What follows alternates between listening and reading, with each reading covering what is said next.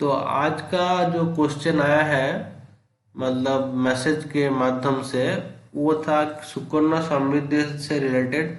और ये क्वेश्चन है कि बहुत सारे लोगों के ये क्वेश्चन है कि हमारा दो ही बेटियां हैं, तो हम क्या दो बेटियों के लिए सुकन्या समृद्धि अलग अलग खोल सकते हैं, या हमारा आगे और भी बेटी होगा तो उसके लिए भी हम सुकन्या खोल सकते हैं, ये क्वेश्चन था। तो यहाँ पर मैं बता दूं, ये ऑफिशियल वेबसाइट है और इंडिया पोस्ट का, और जो रूल बताता है वो अकॉर्डिंग टू रूल है कि आपका गर्ल का एज, मतलब जो आपका बेटी का एज 10 साल से कम होना अनिवार्य है।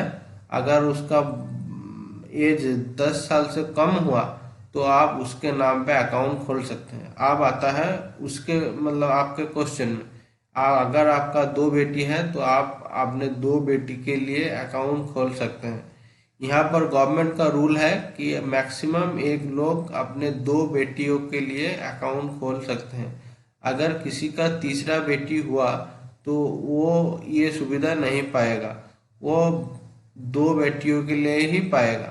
लेकिन इन केस अगर एक बेटी हुआ है पहली बार और दूसरी बार एकदम ट्विन बेटी हुआ है, मतलब एक साथ आपका दो बेटी हुआ है, तो उस मामले में तीन बेटियों के लिए भी आप सुकन्या समृद्धि में नाम एंटर किया जा सकते हैं। ठीक है, लेकिन ये आप ध्यान में रखना कि मतलब हमेशा इन साधारण केस में आपका अगर दो बेटियां हैं तो आप उनके लिए अलग अलग सुकन्या खोल सकते हैं, लेकिन दो बेटियों से ज्यादा संख्या में आपका बेटी है तो आप उनके लिए नहीं खोल सकते, या तीन या चार आपका गर्ल चाइल्ड है तो उनके लिए सबके लिए आप नहीं खोल सकते, आप दो ही बेटी के लिए खोल सकते हैं।